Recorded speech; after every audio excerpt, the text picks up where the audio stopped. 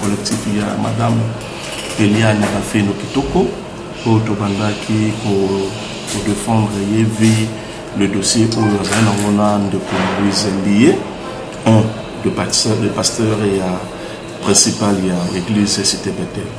Bon, il y a pour le Babino que le lot, tout ça qui est invité la parquet pour une confrontation. La confrontation est liée, mais le parquet a estimé que, compte tenu de la partie victime de Prosanta qui n'a pas, alors que tout va reporter pour un autre jour, donc vous allez rassembler pour qu'enfin, parce que l'élément ou bien l'accusation ou portée sur la personne de M. Moïse Mbiye, il y a quatre types d'accusation. Entre autres, il est poursuivi de viol, il est poursuivi de l'avortement forcé, il est poursuivi de imputation dommageable lapidaire et puis la menace de mort. Donc, les lots, on a essayé quand même d'éviter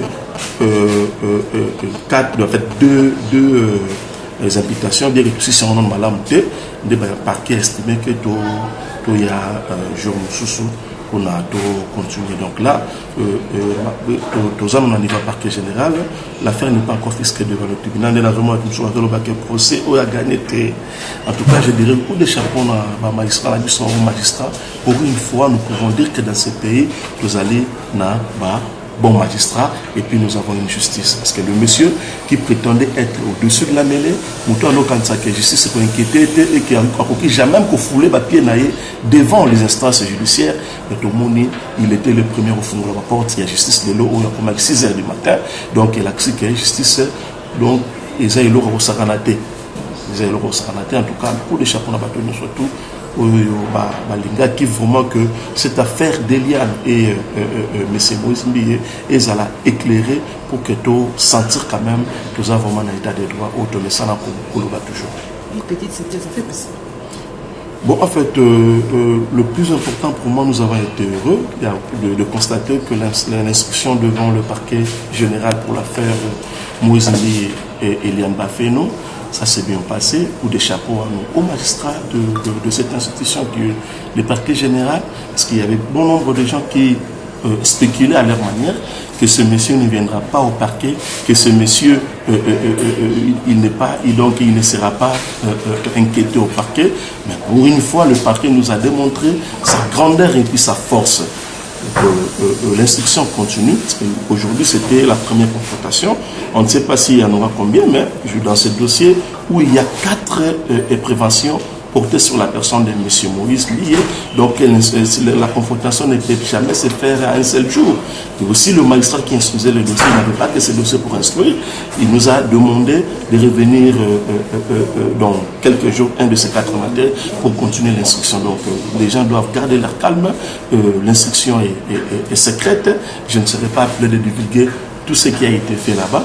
Vu les éléments que nous avons déposés devant le magistrat instructeur, cela lui a permis de mieux enquérir une fois de plus.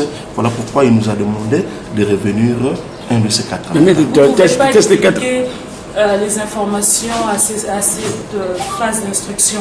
Alors, que diriez-vous face à cette information qui circule dans les réseaux sociaux que le pasteur Moïse Mbiye l'avait de tout ceci?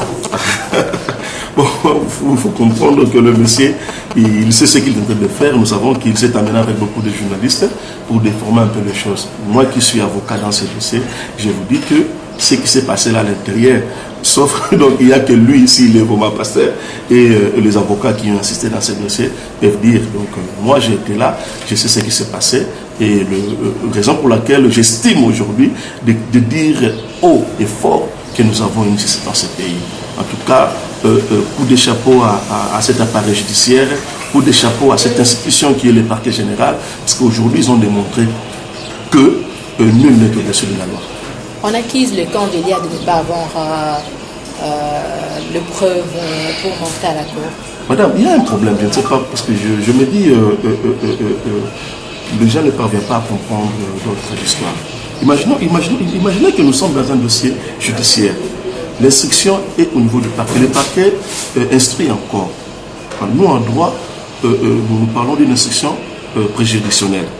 Ça me surprend que ces gens-là veulent à ce que nous, la partie victime, nous amenons des preuves pour l'exposer au niveau du média. En tout cas, on ne le fera jamais. Nos preuves, nos éléments, nous l'avons déposé devant le parquet.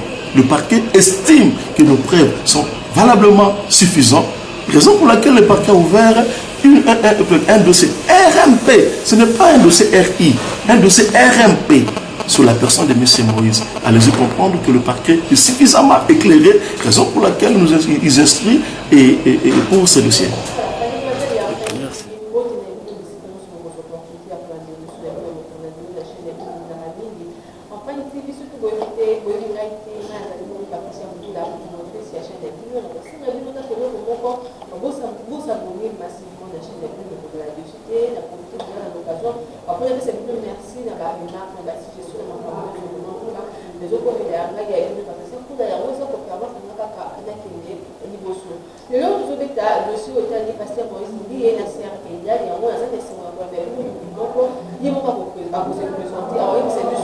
Par rapport à dossier par rapport à Moïse Mbi Azandani, pour ça, les années limites, il est à pas plaisir pour que ça déjà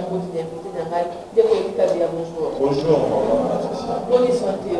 En santé, en malade, mais sauf que vous avez dérangé par problème aux jeunes par rapport à la dossier lié à la pasteur Moïse. Voilà. Dès que tu as bien, c'est du tout. Relation de nos amis, on a pasteur Moïse, on a Eliane. On a la pasteur Moïse, on a la relation bon côté. Moi, je suis journaliste. Je fais mon travail à tant que journaliste. Mais seulement que les combles, les amis, c'est ça que, à cause il y a un problème pour nous, mes deux frères, mes deux oncles, en l'occurrence, Juro Mamba, M. Edi Kabea, l'ancien collaborateur et pasteur Moïse. Les séniques, on a une affaire pour. Parce que l'affaire pour eux, les tournures, les connotations de ce sous.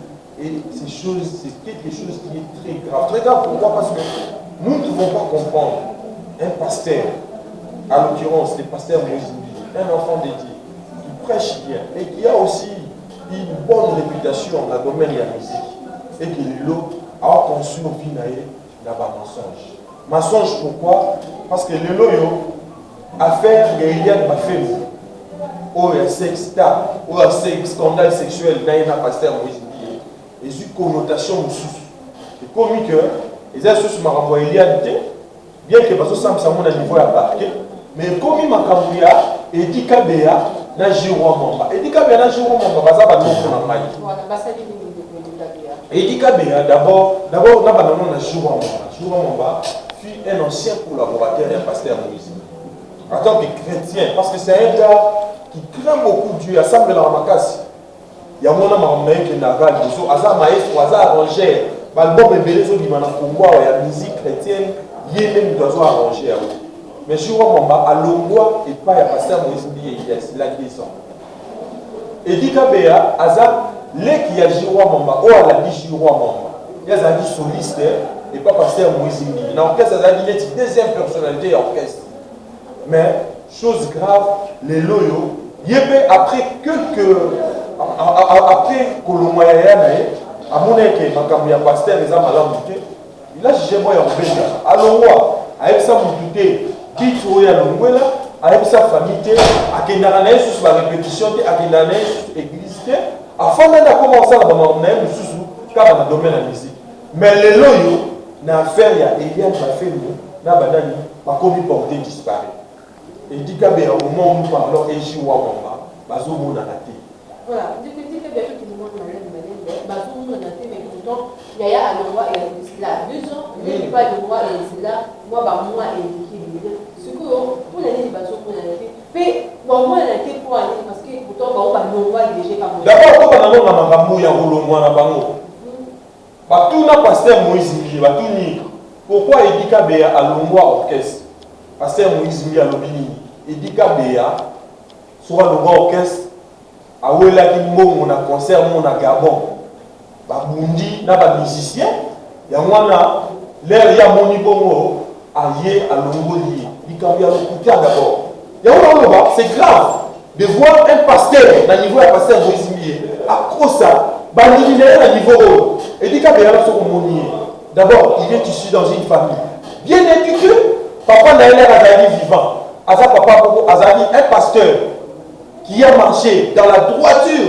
Il y a encore Manzambe et puis un cadre dans le ministère à budget. Azali na mongo, atiki bango, na mongo, na bandaku, na vie à bien. Et dit qu'il y a une nature dans le baraté. Akoki jamais au Kenya, à Nicolas Mongo. Parce que il y a un moment où Aïda a Mongo. Mais dis-moi, à quel soit, moi combien? Oh, il dit qu'il y a un problème avec Bosso, maman. C'est comme on a expliqué, maman Patricia. Voilà le problème avec Bosso. Deuxième problème, Pasteur Moïse Mbi a fait quoi? L'opinion nationale, pas internationale, que la vidéo, on les autres circulés par-ci, par-là. Moutou a bandi à l'eau, et ça, il dit qu'il y a. Bon, la police au monde qui dit que Jérémy Congolo, bakami na frère Moussous Kouana, au clé, au Yagaki, au Balobiako, c'est là que Makamuke, Aïbi Bomon à Mabonza. Yo, on a une attitude na Bamo. Balaye, Makamno sur la police, la police, mais non, parce que la police va battre le coup. Mais, parce que pour commencer, ils sont saisis par l'essence. D'abord, il y a donné. Il y a des lignes, c'est M. Edi Kabea. Il y a des films, mais maintenant, ça passe à Moïse Mbi. Et puis, la police va le dire, M. Edi Kabea, ne moutou, assis ma téléphone, il y a passé à Moïse Mbi. M. Edi Kabea, ne moutou, a bon, ça va passer au téléphone, il y a passé à Moïse Mbi. Chose grave, maman Patricia. Chose grave, parce que nous avons un réparateur à téléphone. Mais moi, en tant qu'Edi Kabea, tout le monde peut comprendre. Il y a 10 ans, entre à Mongois et pas Moïse Mbi. Comment bataille pas Congo? Bataille Congo, c'est un règlement de compte. Oui, c'est vrai. Jérôme Mwamba, un chrétien, il ne pouvait pas faire d'atterrage disparate plutôt avec des païens. Vous comprenez? Il a Jérôme de quitter. Mais pourquoi seulement il y a un scandale sexuel autant à Jérôme Mwamba, autant à Edi Kabea? Qu'est-ce qu'ils ont fait? Il y a beaucoup de gens qui se poser la question. Est-ce que le moment était opportun pour une arme et continuer, si je peux dire ça, dans la découverte? Le moment est propice. Pourquoi? Parce que Mamazou Loba est le coup. D'abord, la police va le dire que non, c'est un criminel. Mais c'est dit qu'il est criminel. Il y a autant de monde dans la vie. Policier a tant de gens qui ont dans la vie. Il faut peser pour signifier mot criminel et la signe. Être un criminel et la signe. C'est celui qui a commis un crime. Nous avons commis. Et dit que j'ai pris comme mot, n'a créé la commis tout place signe. Pour battre un criminel. Ça fait combien de temps depuis que le bateau parce qu'on a dit il y a cela 2 semaines. Ça a disparu. La police va avoir un cabanon d'abord escalader mille, va violer résidence. Dans l'avenue OCPT numéro 15, la commune Yamassina. Avenue OCPT numéro 15, sur le continent d'avenue Mantakoum, au quartier, au continent Mantakoum, au Kipemé la poste. Il y a des policiers. Nous parlons de ils ont le Edi Kabea, ils ont le Jérôme Mwamba, ils ont le maman qui a poti bango. Maman a poti bango comme une polo. Bino la policier bozoya que vous recouvrir vous violer résidence, vous continuer dans la chambre, vous saluer au sala, vous figure dans la carte, vous menacer pas. Le moment où nous parlons, maman Edi Kabea, il ne fait que son acarici du Cambouana. N'a même pas la vie, il a son monde en athée, a son piqué crise. A son piqué par crise. Biso, tu es bien le baron salade, tu es même hôpital, tu es même wapi, à ça à l'insté, du Gola Baranaï. Moi, je dis à l'ennemi, tu es ton père de quoi qu'on a biso. Pour hier, on fait sa biso comme biso qui a sika. Oh, à ça, il a affection, la biso pour les gars. Vraiment, c'est une chose grave. Moi, pour que Edi Kabea, quand on veut se rendre à avec moi, je explique que on a juste la preuve du contraire, on a passé à Moïse Mbi, attends, vous passez à Moïse, attends, vous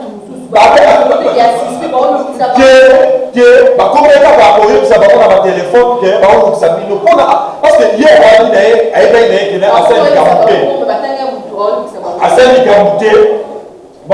on a constitué un dossier contre Bamou. Constituer un dossier contre Bamou, parce que ce dossier on a le coup dans le monde à IP crime. Les va représenter Bamou. Yo mon avis, un soliste, il y a orchestre. Il y a un simba pareil, il y a un bomsa pareil. Mais par le on a lieu à un concert.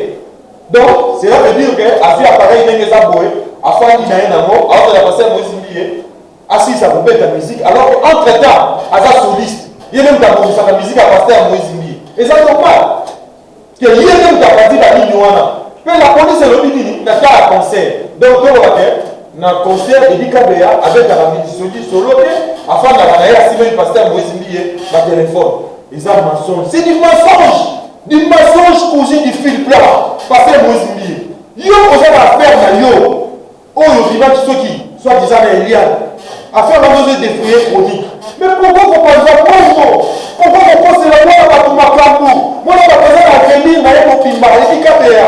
Avant ma fille, avant ma papa, il faut soutenir la vie. Mais yo, vous allez parvenir pour qu'on se lève à clamou. Que y ait un parti par film, mais voilà. Et puis, parce que vous avez un paquet, les policiers, on va dire, et puis quand il y a des moutous, à Pipandi, donc il confirme, la police confirme que, et ça, nous passons à Moïse Mbié, à ça, on va filmer, et là, on va commencer à moi, parce que la police confirme, elle dit que non, mais c'est dit qu'il y a des services comme on va dire, je filme, on a Pipandi, à moi.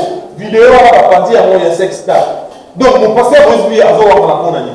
Et puis, maman, et le réseau comme ça, l'affaire où le prisonnier se trouve comme il a suspect. Batié, c'est un papa, on a de la bisonine. Mais ce que nous avons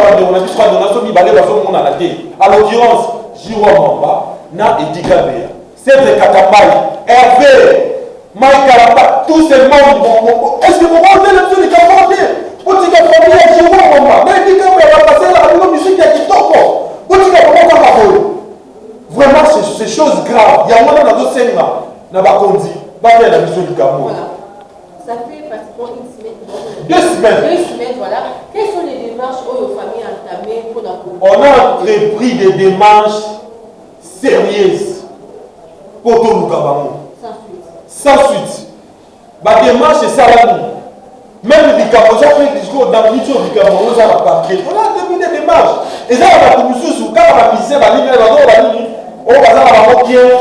Parce que monsieur va voyager, il m'a pas ça, mais attends bien. Bon, nous avons le numéro de karaté. Nous avons basé bien. Pour la section classe basale, parce que monsieur Gomo a sauté. Non, non, non, non, parce que nous avons pas équipé bien, nous avons pas passé ça. So, tu as dit ça. Nous avons très tôt pour la famille, on va supporter.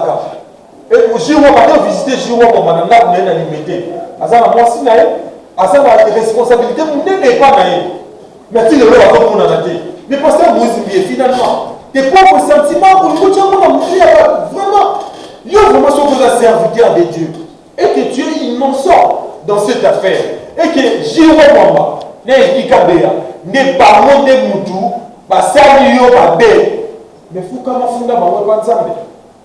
Ce qui vraiment vous a besoin d'ensemble, vous allez vous punir d'abord. Mais ce n'est pas le cas dans cette affaire. Comment miser dans la relation dans yo? Parce que yo doit y avoir un général Kasson. Yo doit y avoir un tête à chou. Yo doit y avoir un bobo. Même le roi n'a pas autant tout cela bignon. Bah on soit là dans le vin, n'a pas de bon parce qu'il y a un Dieu qui s'appelle Pasteur Moïse. Donc c'est très grave. Bah sentiment est propre et commis qu'on a appelé la mandakou. Et puis quand on a dit ma le matin. Il y a un téléphone, vraiment, c'est une chose grave. Et puis, vous attaquez la conséquence. Mais la cause c'est quoi? La cause est que la fille confirme que la pasteur Moïse Mbié, bien qu'il y a fait les hommes à justice, mais il doit nous dire la vérité quand même. Mais pourquoi pour le Kabafo fouillant, ou le Kabafo qui est misère dans yo, n'est du Kabéa, n'a Jiwama. En tout cas, c'est grave. Voilà, moi je peux dire que parce que combien de temps on va aller, je vais m'emballer, parce que combien de temps je vais travailler, je ne peux pas baser pour travailler, parce que on est. Bah vous même, on va voir nous sur ça ici. Bah nous sur ça ici. Pas parce que dans les bah on va dans Moussala. On va dans Moussala, parce que vous avez dit que non avec d'abord on a solfège, na nini boy, abeti. abongisi lui à Dom Messi. C'est que nous voyons. Relation privée, tu n'as pas Moïse. Relation privée, je ne pense pas parce que la relation professionnelle. Parce que Edikapea, Azalaki, Moutou Oyo, Azalaki ko beta musique na Bethel, pe dans l'album d'ailleurs. Ce sont des relations professionnelles. Hormis toutes ces relations privées ni aux amours. Quelqu'un va dire non, Edikapea Azalaki Moussala naïe. Azalaki collaborateur, pasteur Moïse Mie, pasteur Moïse Mie épée. Azalaki c'est ma droit naïe, attends c'était bien d'aller pour ça l'amour, n'a n'aimé le mot banité. Vraiment c'est en fait ça. Edikapea pe n'a pas le mot, à moment de son propre gré, n'a évité. Ils ont dit, mon appel, les autres, parce que maintenant,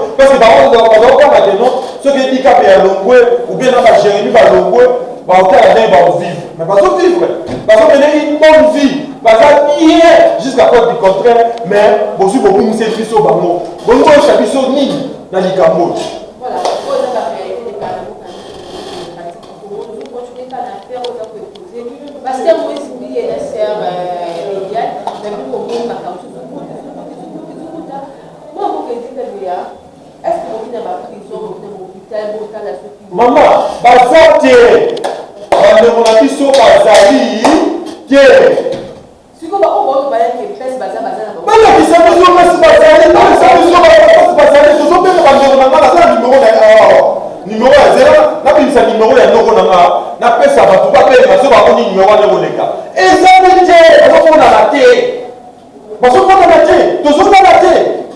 On prie le temps Dieu, à la personne qui a fait on a dit sur Bazali. Tu as dit que nous avons ça. Et puis, tous autres, tout cas, que justice a jamais ça la maladie Cameroun. Ce qui vraiment, le pasteur Moïse est innocent dans cette affaire. Absolument. Parce que d'ailleurs, qui n'a pas été pour nous faire là, bâtir tout le nassé. Pasteur n'a dit sur pasteur n'a dit sur tout le monde a développé réellement ce qui nous a agir en faveur de la barreau. Parce que nous avons jamais la justice. Ce qui joue vraiment, n'est pas dit salier ma paix, Zambé a s'attaquer dans la roue.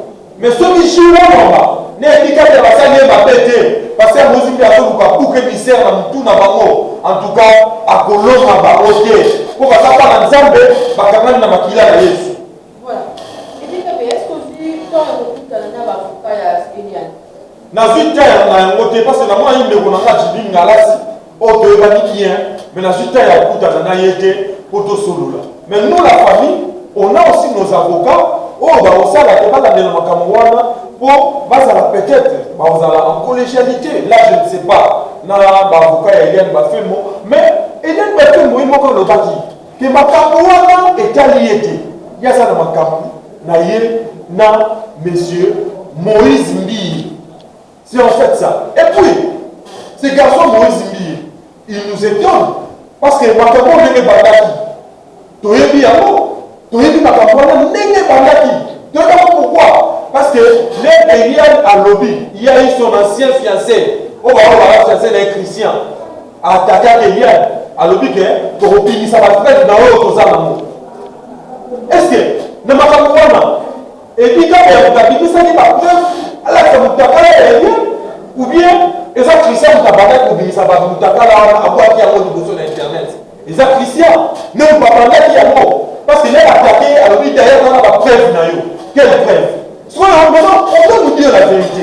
Entre Edikapea, non, chrétien, non, a démissionné par preuve, non, a démissionné par image. Pour le repos, c'est la bonne partout, les Cameroun, avant d'en atteindre toute une famille. Vraiment.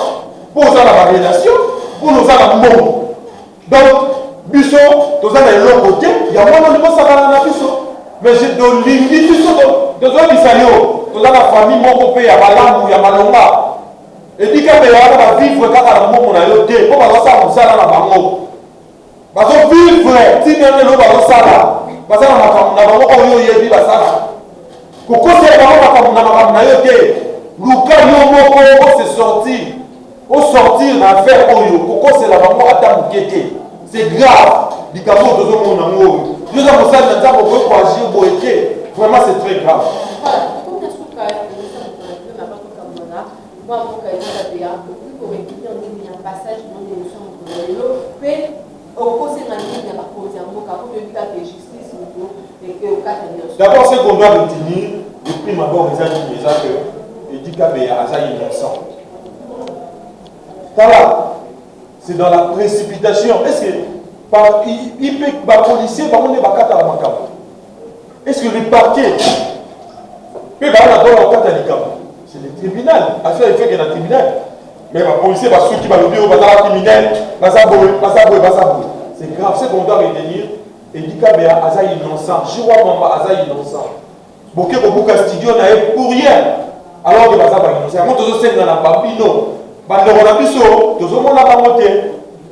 Ceux qui ont eu place Bazali, Bimisela Biso par Moïse Ndié. Bimisela Biso Jiwa Mamba, n'est pas capable de faire la maison à Bango. Au Passani, Pasteur Moïse. Là, on a la sécurité. Là, on a la machine à 100 fils. Et dit qu'il y a un Jiwa Mamba. Au Passani, nous avons un paternel. Au Passani, on a commencé la musique. Le loyo, on a commis un bindemi. Kanisa, à ta fois, on a malonga, on a malamu, on a salé là. Avant, on a commis un bindemi. Bazabatu, Bazaba vie na bango, Bazaba neko na bango. On va faire du saga. Yo, on fait disparaître les ballons à cause de tes propres sentiments. En tout cas, c'est grave. Il y a aussi deuxièmement la justice. Je crois qu'il y a l'avènement, il y a mon compte d'abord, à ça, écoute la population. À l'occurrence, le président de la République, son excellent Félix Antoine Tshisekedi Tshilombo. Oyo, à tout ça, il y a des changements dans tous les domaines. Il y a dans tous les échelons de la société. La justice, à l'objet qui a montré que je vais redorer les blasons encore ternis de la justice. Bon, quand tu es le garant des institutions, tu es là pour aplanir les divergences. Tu es là aussi pour mettre fin à un problème pour la population. Alors il y a une famille qui est prise en otage par M. Moïse Ndié à cause de ses sentiments. Vraiment, nous voulons que la justice, comme l'affaire est au niveau du parquet, que la justice fasse réellement son travail, qu'on puisse démêler les chevaux, établir des responsabilités et voir dans cette affaire qui a fait quoi, qui était à la base de quoi, qui a publié les vidéos et qui a violé, qui a fait avorter, qui, en tout cas vraiment, dans tout ça, même par rapport au droit. Pour la Likamou, ceux qui passaient à Moïse Ndié, il y a une personne qui a mort. Justice. Alors ça, on sait rien. Ceux qui ont fait bon, attends, justice, on sait rien. Ceux qui ont fait bon, attends, on sait rien. Mais je crois que c'est pour retenir mes deux oncles, ils sont innocents, mais ils sont et l'eau, ils sont ma belle, ils sont la jalousie. Voilà. Merci maman Patricia na nemo ya minga na boboto nyoso na ya koloba pourquoi c'est l'équipe mingi na libota na biso ko ma pas c'est l'équipe tozolela bande na biso bazo mona na tozolela jusqu'à quand on mona chez Wamba on va faire la rapport à libota jusqu'à quand on mona handicapé on va faire la rapport à libota na biso que na liboso to mona ba moi en tout cas tozolela. Voilà, merci beaucoup de votre explication là. Espérons que la justice, la bonne justice, ça sera fait vraiment. On a un peu de dossier à Moïse Ndié, il y a des avocats, il y a des gens qui ont été parce que ça n'a pas beaucoup, il y a en faveur, il y a des affaires, il y a beaucoup, ça n'a pas beaucoup. En tout cas, pour continuer à s'abonner massivement à cette chaîne YouTube, on a